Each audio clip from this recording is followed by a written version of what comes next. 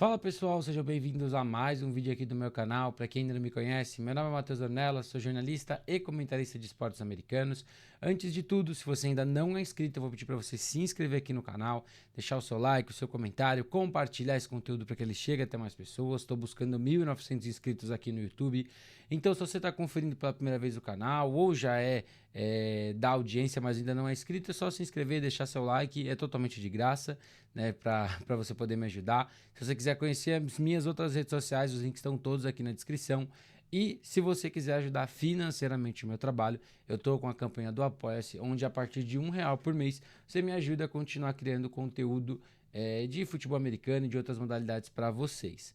Bom, nesse vídeo de hoje a gente vai fazer um recap dos 5 jogos do Brasileirão que a gente teve nesse final de semana. Matheus, por que você não está fazendo o recap normal com todos os jogos juntos? Por um simples motivo.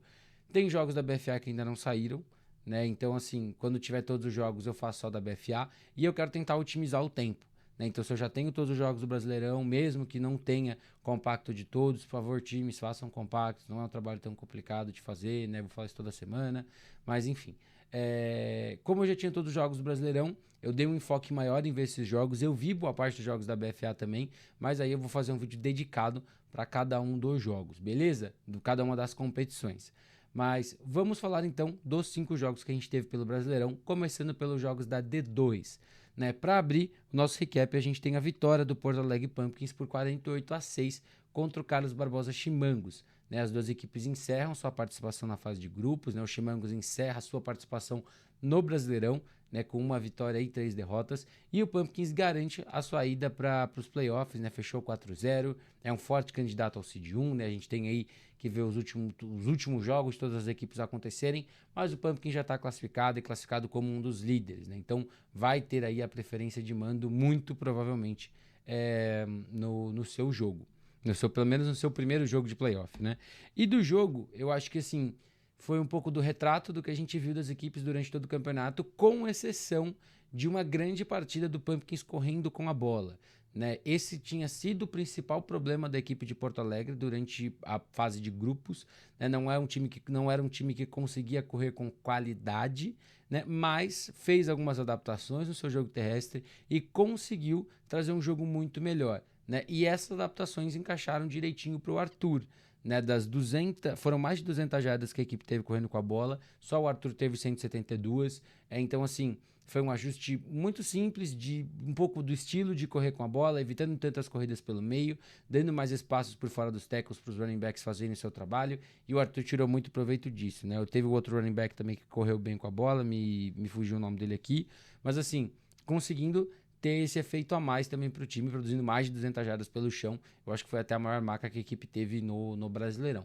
Do jogo aéreo, eu acho que nada muda, né? O Nicolas teve 5 passes para touchdown, teve uma interceptação, quase 300 jardas passadas. E assim, jogo muito sólido, distribuiu bem a bola, né? Destaques aí para os recebedores com mais recepções, né? O Theo, o Salim e o Zuki, cada um com 5. Mas um jogo bem equilibrado, conseguiu desenvolver bem. Trouxe algumas coisinhas ali também que eu achei bem interessantes, que esse Pumpkins mostra nesse final de fase de grupos também. Talvez um jogo para testar, né? Ver o que dá para aproveitar ou não para a próxima fase. E a defesa de Porto Alegre não deu espaços, né? Foi uma equipe que conseguiu anular bem os Chimangos, né? O ataque dos Chimangos, se o jogo terrestre não aparece no jogo, realmente fica muito complicado.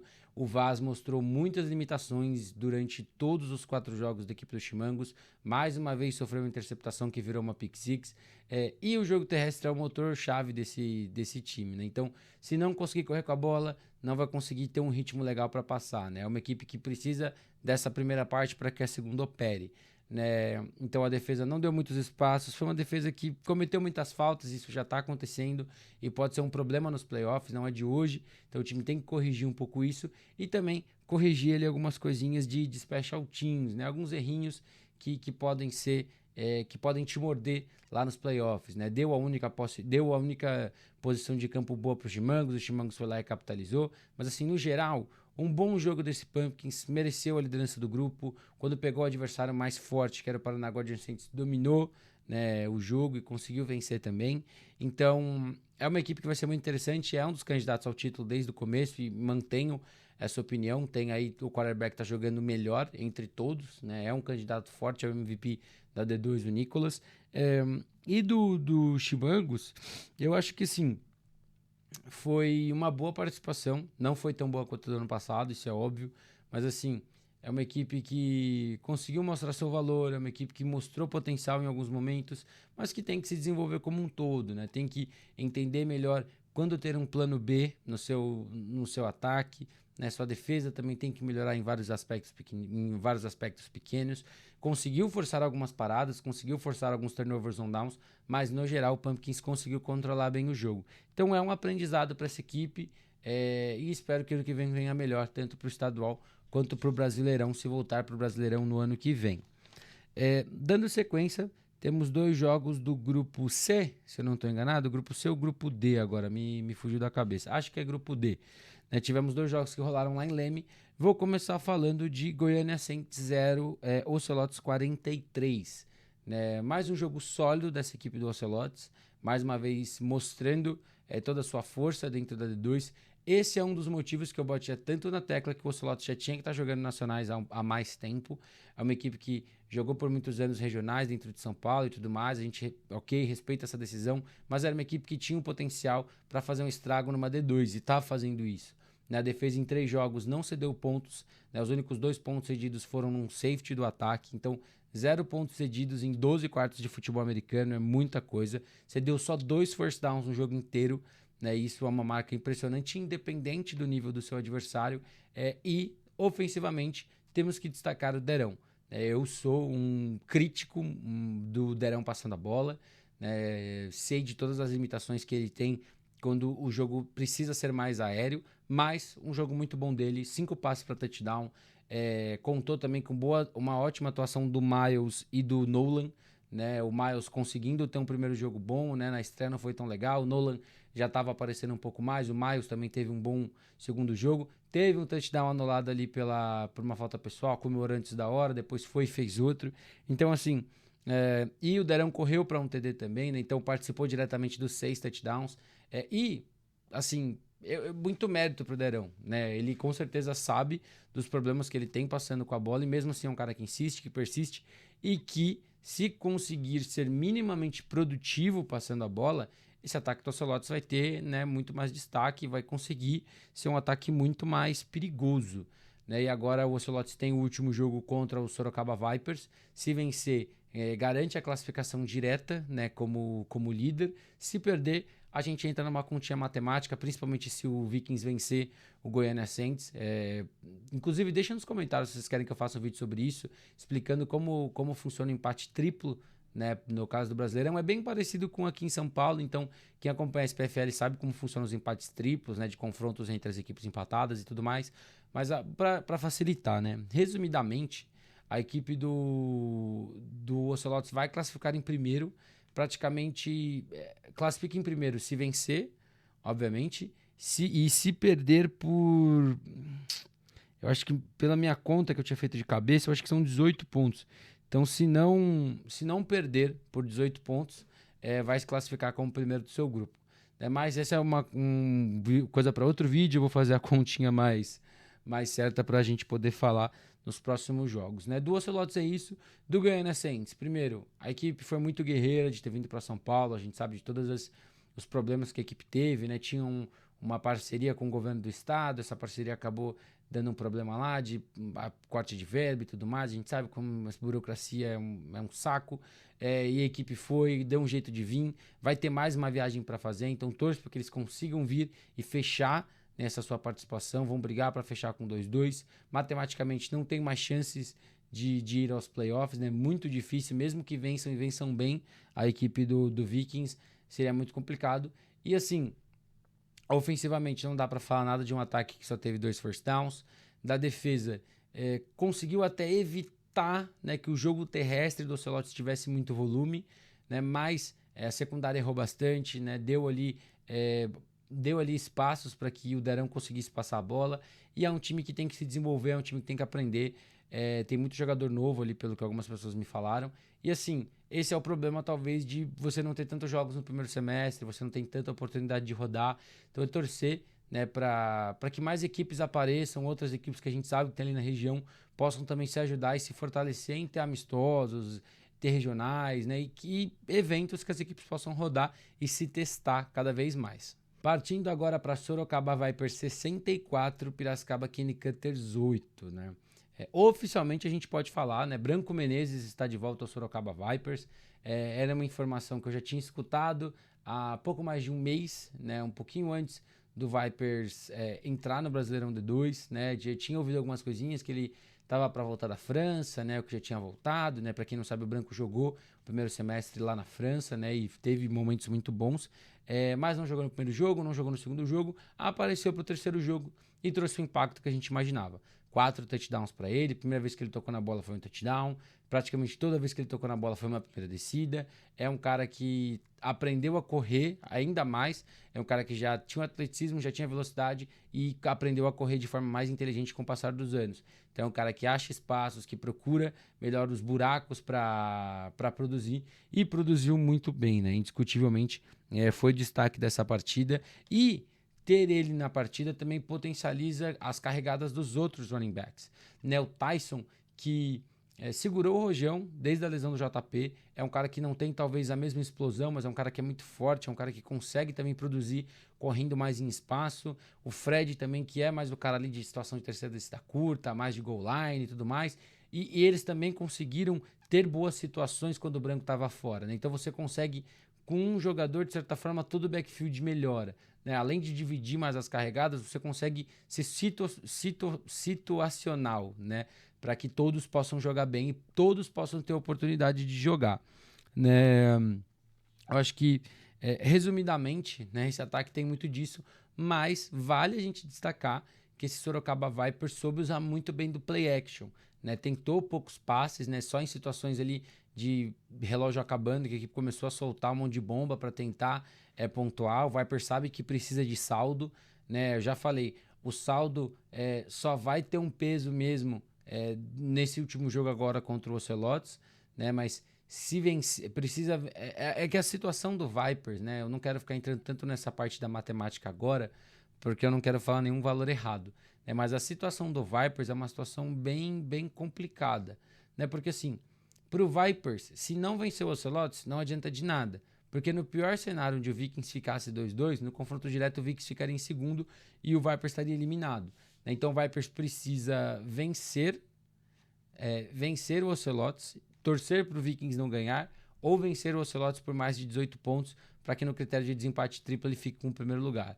Então, para o Vipers, é uma situação muito de calculadora na mão, mais do que Ocelotes e mais do que Vikings. Né? Então, assim, a equipe trabalhou o saldo, fez sua parte nesse aspecto. Phelps trabalhou muito bem no play action, né? Soltou umas bombas ali, e assim, é um menino muito novo, é um menino que eu gosto de ver jogar. Eu vejo muito do trabalho que ele faz, né? É um menino esforçado que está tentando melhorar. Tem alguns errinhos ali também no jogo dele, mas é normal de um menino novo. E quando você tem um backfield que fortalece, você tem bons recebedores, né? Um ataque que eu já falei, quando a gente olha individualmente esse corpo aéreo do Vipers, você tem bons jogadores, né? Você tem Japa, você tem o Beng, né? Que as pessoas chamam de Souza, mas eu conheço ele como Beng. Você tem o Lacra, você tem jogadores ali para produzir. Né? Então, assim, você dar um elenco de apoio para um quarterback novo, as coisas vão acontecer. Né? Acho que do ataque é isso. Da defesa, mais um jogo forçando turnovers, teve uma pick six também. Não deu espaço para o jogo terrestre do Kenny Cutters, mas cedeu algumas janelas ali passando a bola, teve alguns errinhos, inclusive na situação do touchdown. Mas eu acho que são ajustes que você consegue fazer de um jogo para outro, quando do lado de lá você tem um quarterback experiente, que passa bem a bola e que consegue achar essas janelas, eventualmente algumas jogadas podem acontecer. Né? Então, Vipers é uma equipe que pressiona muito e a secundária acaba ficando sobrecarregada, né, de não poder perder muitos tackles, senão o campo fica aberto. Né? Mas a problemática desse Sorocaba Vipers são as faltas. É um time que cometeu muita falta e vai ter que reduzir. Né? A gente fala muito de faltas, as pessoas às vezes não entendem o peso disso. Eu vou falar bastante disso no jogo de Gama e Steamrollers, mas pesa, tira você de boas posições de campo, acaba às vezes com campanhas, então tem que reduzir, né, para conseguir ter mais sucesso nos jogos que forem mais apertados, né? E é claro, eu não posso sair desse vídeo sem falar do TD do Tyson no kickoff. Realmente, eu não sei nem a explicação, eu gostaria que alguém tentasse me explicar, né, a situação ou a força que você tem que fazer numa jogada como essa para literalmente tomar a bola do seu adversário e ir para a endzone. É uma grande jogada do Tyson, mais uma vez, é um jogador muito esforçado, né, que no kickoff consegue fazer uma jogada como essa. Né? Kickoffs estão sendo bem traiçoeiros para a equipe do Kenny Cutters esse ano. Né? No último jogo teve aquele erro contra o Ocelotes, nesse jogo esse fumble que vira touchdown.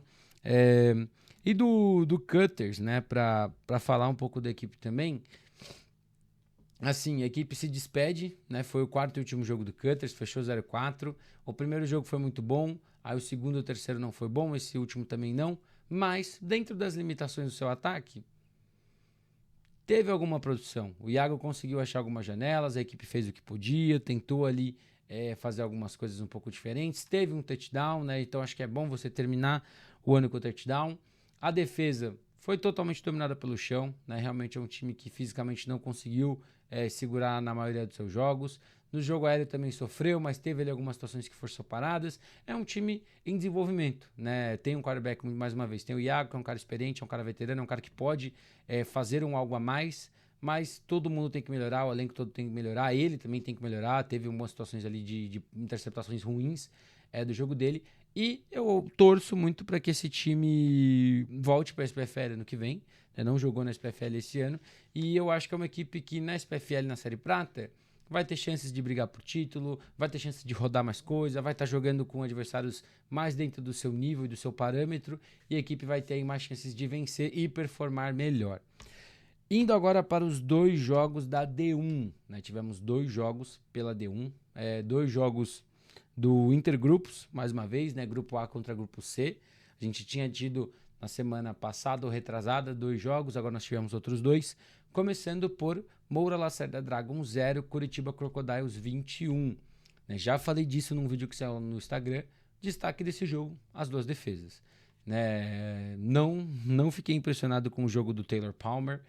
Começou como titular, foi titular majoritariamente, né? O Mendes entrou numa campanha no segundo quarto, que foi touchdown, depois rodou ali nos minutos finais, mas o Taylor Palmer não conseguiu desenvolver no jogo aéreo, foi interceptado 3 vezes, teve 2 passos para touchdown e tem muito mérito dele, né? Principalmente no primeiro, numa janela muito apertada, mas assim, perdendo muitas janelas, não conseguindo se conectar. Eu acho que existe, obviamente, o fator de química que você tem que ter com esses caras dentro de campo, então vai ser muito importante os treinamentos nas próximas semanas, o jogo contra o HP, o primeiro jogo de playoff, dependendo do adversário, em que você ainda vai se permitir errar e arriscar um pouco mais, mas não foi uma partida necessariamente boa dele, né? Mas vale a gente meritar que ele é um cara que consegue manter jogadas vivas, né? Correu para first downs, estende jogadas,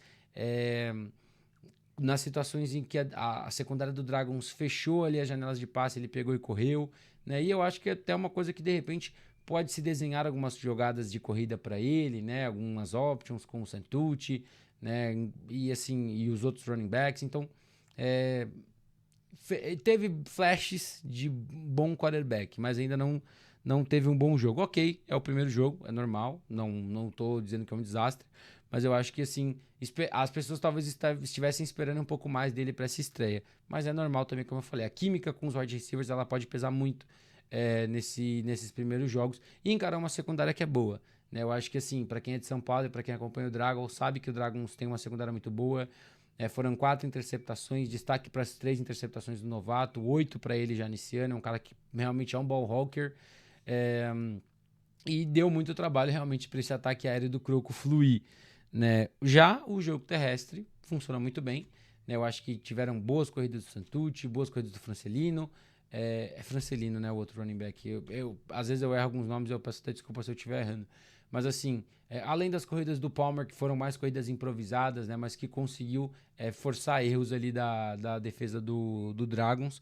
E assim, foi um jogo ok desse ataque do Croco. Né, fez o necessário para pontuar e vencer. Mas, mais uma vez, o destaque é a defesa. A defesa no primeiro tempo deu pouquíssimas janelas, Quando o Dragons chegou na red zone, forçou uma interceptação. No segundo tempo, o Dragons começou a gostar do jogo, roubou a bola. No quarto período, quando o jogo podia ficar um pouco mais quente, foi lá e forçou um turnover on downs com a bola na linha de 2, 3 jardas. E assim, não deixou o Dragons correr bem com a bola, não deixou esse jogo aéreo se destacar muito mais, né? Vale a gente mencionar a boa partida do Fumaça, né? Receiver do Dragons, um cara rápido, um cara que produz bastante após a recepção, mas a defesa fez tudo o que tinha que fazer para, na hora que mais importava, não ceder pontos de forma nenhuma, né? Então tem muito mérito para isso, para essa equipe do Croco. Da equipe do Dragons, eu acho que vale a gente falar. Poderia ter sido um jogo muito mais parelho do que foi se o ataque tivesse capitalizado, né? Foram 2 idas à red zone com 0 pontos, né? Sua defesa te manteve no jogo o máximo possível, essa é a verdade, mas o Dragons não conseguiu trazer muito do que a gente imaginava para esse ataque, né? O revezamento de quarterbacks eu acho que acaba pesando um pouco, né? O Chico talvez esteja ainda tentando achar quem é o seu cara, né? Depois que o Renatinho não jogou tão bem no primeiro jogo, né? Então, assim, a equipe acaba rodando, acaba tendo tempo de cada receiver com cada quarterback e tudo mais.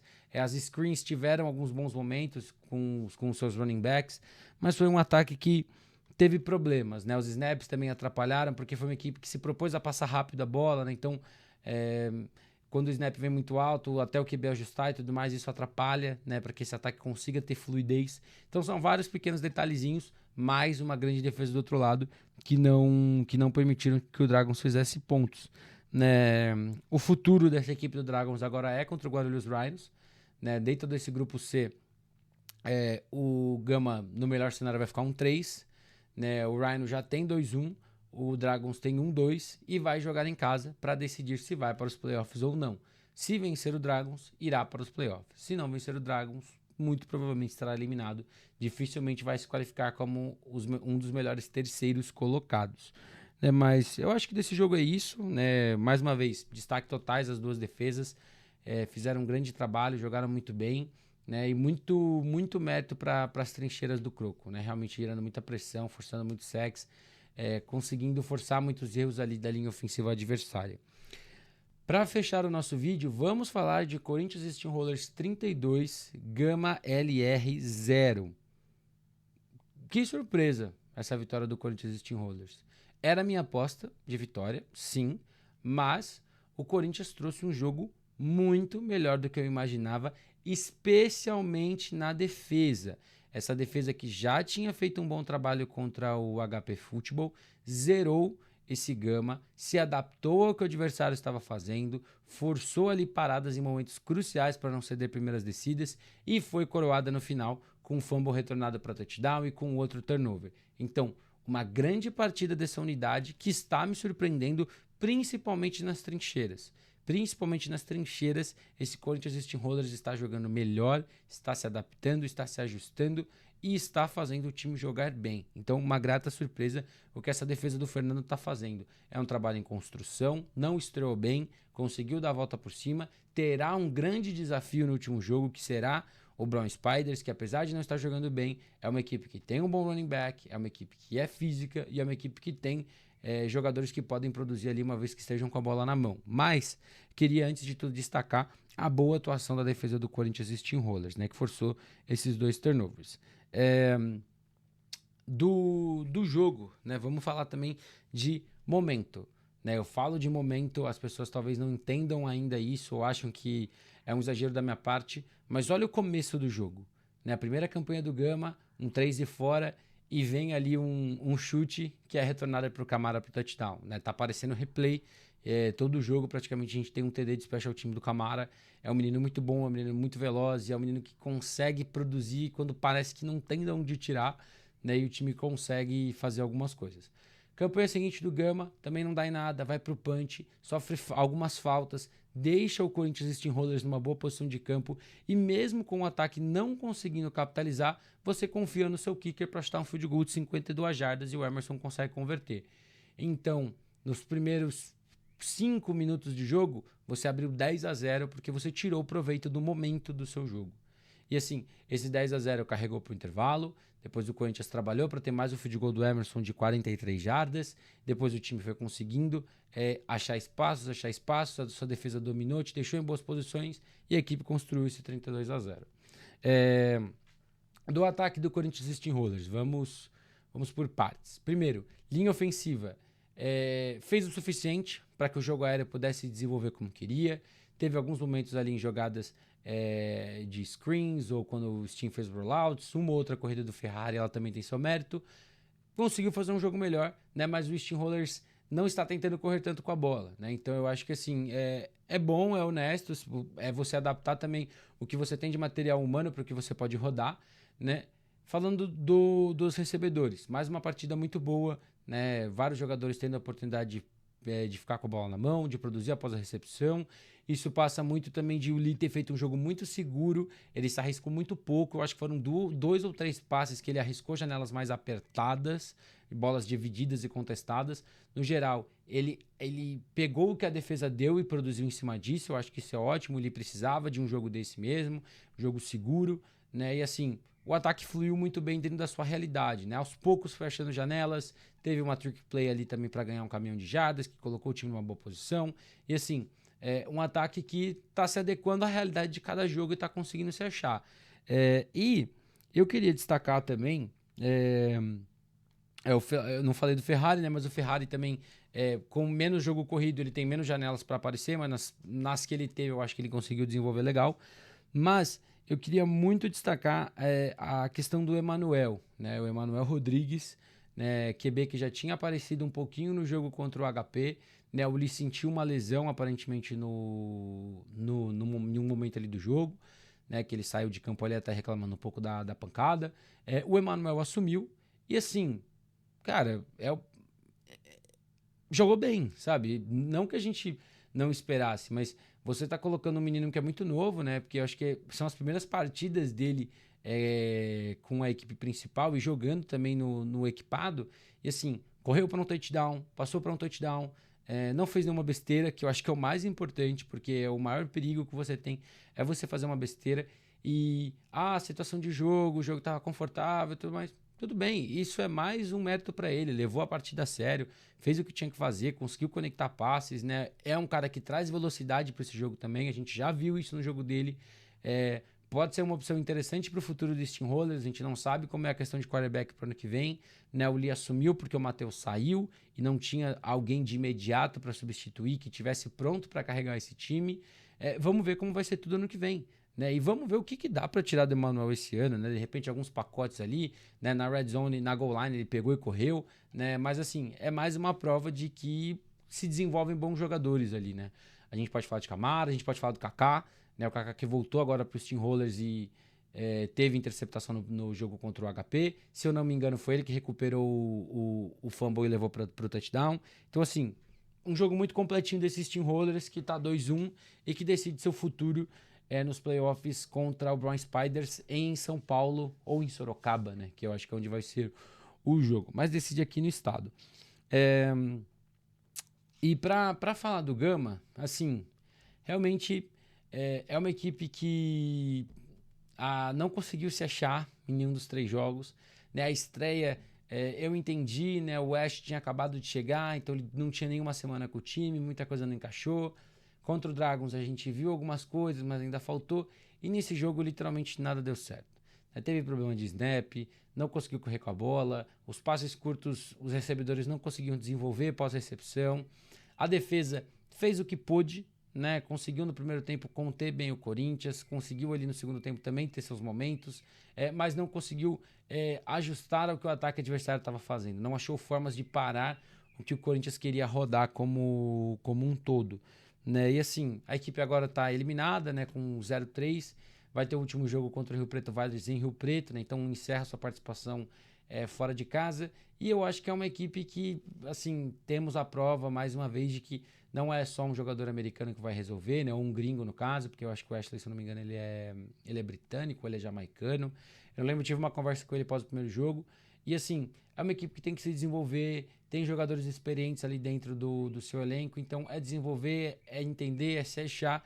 E assim como eu falei da equipe do Goiânia Saints, é uma equipe que precisa rodar mais, né? Então, tentar achar formas de jogar amistosos no primeiro semestre, tentar jogar de alguma forma, né? Tentar organizar de repente um estadual para que você possa se ritmar e se testar. Bom, gente, o vídeo é esse. Eu vou ficando por aqui. Mais uma vez, se você ainda não está inscrito, eu vou pedir para você se inscrever aqui no meu canal, para você deixar o seu like, o seu comentário, compartilhar esse conteúdo para que ele chegue até mais pessoas. Né? Se você quiser me seguir nas outras redes sociais, os links estão todos aqui na descrição. E se você quiser conhecer o meu projeto do Apoia-se, o link também está na descrição. A partir de R$1 por mês, você pode me ajudar a continuar produzindo conteúdo 100% de graça. Tamo junto e até a próxima!